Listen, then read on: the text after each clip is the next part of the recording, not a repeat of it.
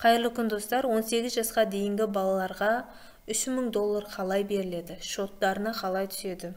Толыққанды түсіндіретін боламын. Алғашқы кезекте өзіміздің елбасының жолдамасында келтіргендей, әрбір отбасы елдің ұлттық байлығын пайдаланғаны үшін нақты табыс алуы керек. Сондықтан балаларға арналған ұлттық қор бағдарламасын іске қосуды аса маңызды деп санаймын деді. Яғни ұлттық қордың есебінен инвестициялық кірісінің 50%-ын балалар 18 жасқа толғанға дейін мерзімінен бұрын алу құқығынсыз арнайы жинақ шоттарына бөлуді ұсынған болатын. Бұл жолдама бойынша қазіргі таңда ұлттық қор шынымен ұлттық деген мәртебеге ие болып, халықтың мүддесіне қызмет ететінін атап өткен болатын.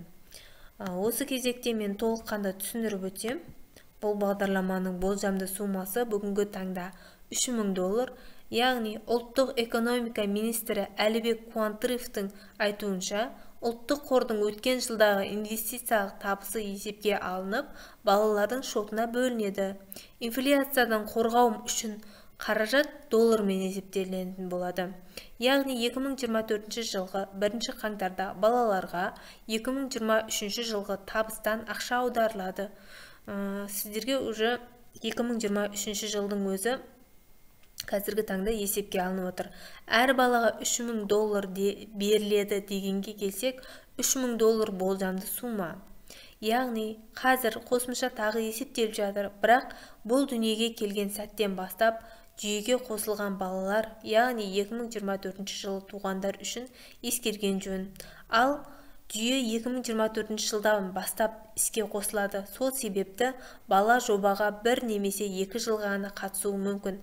Мысалы, 2024 жылы бала 15 немесе 16 жаста болса, тиісінше олардың ақшасы аз болады деп түсіндірді Қуантыров. 18 жылда әр баланың шотында қанша ақша болады деген сұраққа жауап берейік. Ұлттық қор балаларға жобасы аясында 24 жылдан бастап еліміздің кәмелетке толмаған балаларына, азаматтарына автоматты түрде арнайы шот ашылып, жыл сайын ақша аударылып отырады. Бұл сумма тек Қазақстан Республикасындағы азаматтығы барлар ғана алады. Соңғы деректерге сүйенсек, елімізде 18 жасқа дейінгі 6.700.000 бала бар екен. Егер 18 жасқа толмаған бала шетелге көшіп Қазақстан азаматтығынан шықса, онда оған ұлттық қордан ақша төленбейді. Ал егер бала шетелде өмір сүрсе, бірақ Қазақстан азаматтығын өзгертпесе, оның шотына кәмелет жасқа толғанға дейін қаражат аударыла береді. Егер бала азаматтығын өзгертіп, шетелде белгілі бір уақыт тұрып келсе, және Қазақстанға оралғаннан кейін республика азаматтығын қайта алса, онда арнайы жинақтаушы шот жаңадан ашылатын болады. Қалай есептелінеді? Мәселен, 2024 жылы дүниеге келген сәбилердің шотында 18 жыл ішінде $3500 жиналады. Алайда бұл сума ұлттық қордың кірістілігіне байланысты өзгеруі мүмкін. Ал бағдарламаға 17 жастан бастап қосылған баланың шотына бір жыл ішінде небәрі $100-150 түседі. Еске сала кетейік, шоттағы ақша доллармен есептеледі және 18 жасқа толғанда доллармен беріледі. Ұлттық қордың қаражатына салық салынбайтын болады. Шоттағы ақшаны қайда жұмсауға болады? 18 жасқа толған қазақстандықтар ұлттық қордың табысынан жиналған қаражатты тек 2 мақсатта пайдалана алады. Біріншісі баспана сатып алу немесе тұрғын үй жағдайын жақсарту.